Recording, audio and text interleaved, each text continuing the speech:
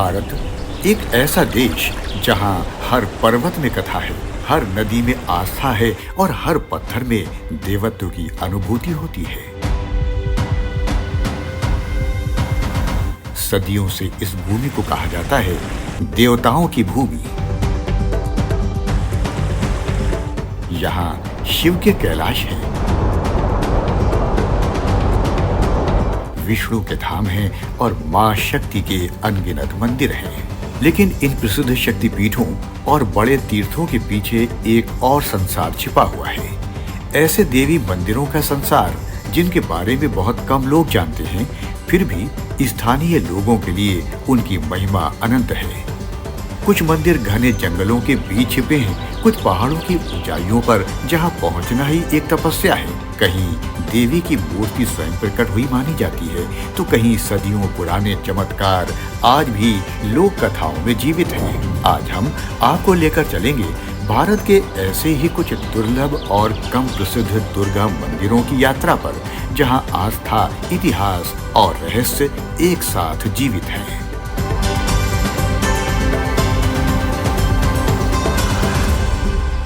सबसे पहले चलते हैं बिहार के कैमूर पर्वतों की ओर, मां मुंडेश्वरी देवी मंदिर। ये मंदिर भारत के सबसे प्राचीन जीवित मंदिरों में से एक माना जाता है। पुरातत्व सर्वेक्षण के अभिलेखों के अनुसार यहाँ की पूजा परंपरा लगभग 2000 वर्षों से निरंतर चल रही है। मुंडेश्वरी देवी यहाँ दुर्गा के रूप में पूजी जाती हैं। मंदिर की वास्तुकला भी अत्यंत दुर्लभ है। ये अष्टकोणीय आकार का है, जो प्राचीन भारतीय मंदिरों में बहुत कम देखने को मिलता है।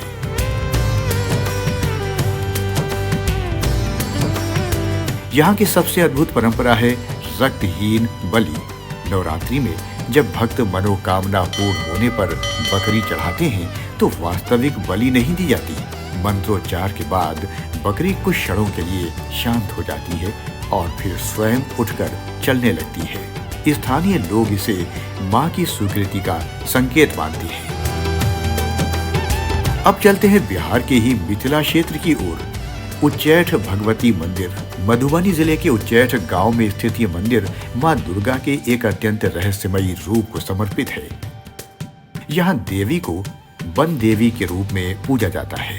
इस मंदिर की सबसे अनोखी बात है, यहाँ स्थापित देवी की प्रतिमा मस्तक विहीन अर्थात बिना सिर की है। स्थानीय लोक कथाओं के अनुसार सदियों पहले किसी अज्ञात कारण से देवी की प्रतिमा का सिर रहस्यमय रूप से लुप्त हो गया था, लेकिन इसके बावजूद भक्तों की आस्था कभी कम नहीं हुई।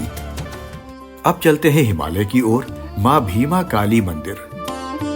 हिमाचल प्रदेश के सराहन नगर में स्थित ये मंदिर सदियों पुराना शक्ति स्थल है। यहाँ देवी को भीमा काली के रूप में पूजा जाता है। ये मंदिर कभी बुशहर रियासत के राजाओं की कुल देवी का स्थान था।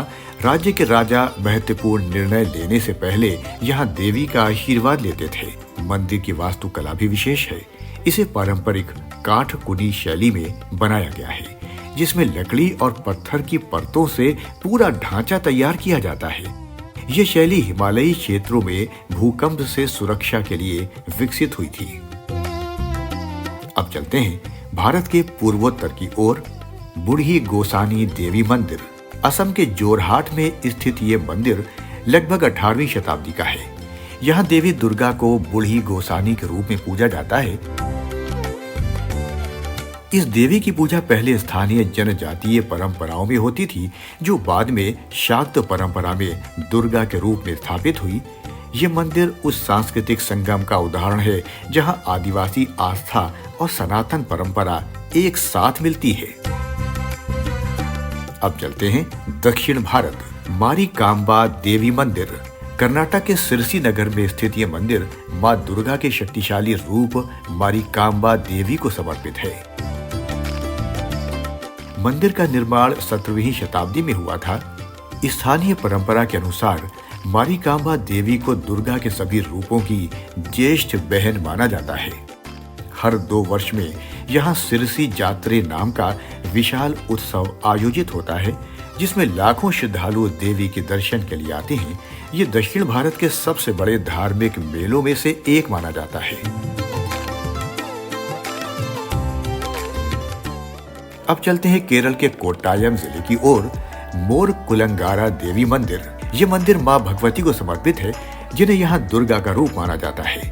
यहाँ हर वर्ष मनाया जाने वाला मीना भरनी उत्सव हजारों भक्तों को आकर्षित करता है। अब चलते हैं हिमालय के एक और रहस्यमय शक्ति स्थल की ओर, हाट कालिका मंदिर। उत्तराखंड के पिथौरागढ़ जिले के गंगोली हाट क्षेत्र में स्थित ये मंदिर मां काली के प्राचीन रूप को समर्पित है।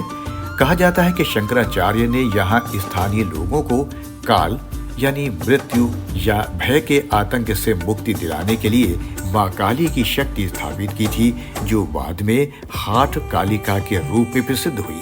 आज भी ये मंदिर कुमायूं क्षेत्र के लोगों की गहरी आस्था का केंद्र है और इसे कई स्थानीय परिवार अपनी कुलदेवी मानते हैं।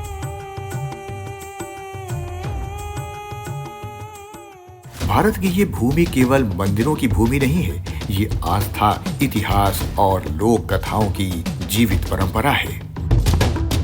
कहीं देवी हजारों वर्षों से पहाड़ों पर विराजमान हैं, कहीं जंगलों के बीच जनजातीय देवी के रूप में पूजी जाती हैं और कहीं स्थानीय लोगों की रक्षा करने वाली ग्राम देवी के रूप में।